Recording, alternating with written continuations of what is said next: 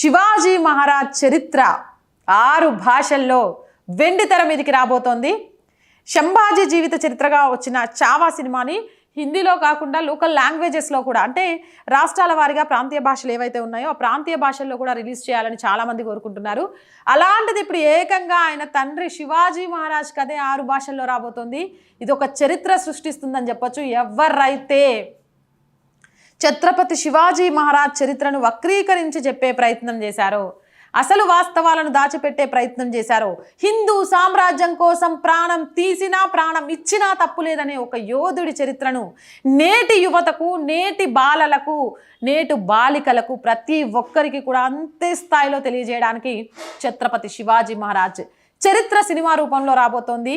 2027 జనవరి 21న దీనికి సంబంధించి Rishabh Shetty in and యాజ్గా ఈ సినిమాని నిర్వహిస్తున్నారు. సందీప్ సింగ్ ఫిలిం అంటూ ఈ సినిమాకి సంబంధించిన టీం అందరినీ కూడా, అంటే మేకప్ ఆర్టిస్టులు కానీ, డైరెక్టర్స్ కానీ, మ్యూజిక్ డైరెక్టర్స్ కానీ అందరి పేర్లతో అయితే పోస్టర్స్ రిలీజ్ అయిపోయాయి. ఏదేమైనా నేనైతే ఎంతో ఎంతో ఎంతో ఆతృతగా ఈ సినిమా కోసం ఎదురు చూస్తున్నాను. అలాంటి వాళ్ళు చాలామంది ఉన్నారని తెలుసు.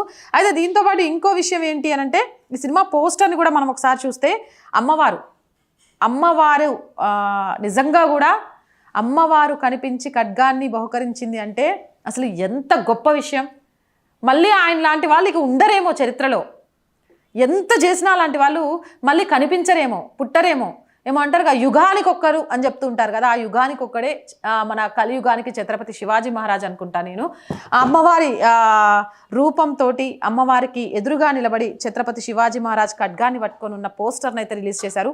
పోస్టర్ ఇంత ఆసక్తిని రేకెత్తిస్తుంది అంటే ఈ సినిమాలో అంశాలు ఏ విధంగా ఉండబోతున్నాయో అర్థం చేసుకోవచ్చు. అయితే అంతర్జాతీయ స్థాయిలో తండ్రి కథ వస్తోంది. కొడుకు కథకే గడగడలా వణికిపోతున్నారు. ఇక తండ్రి కథ వస్తే ఈ కుహానా శక్తులు, ఈ కుహానా పార్టీలు ఏమైపోతాయో మరి నేనైతే ఎంత ఆనందం పొందుతున్నానో మీరు కూడా అంతే స్థాయిలో ఆనందం పొందుతున్నారా లేదా అని కామెంట్ సెక్షన్లో పెట్టండి.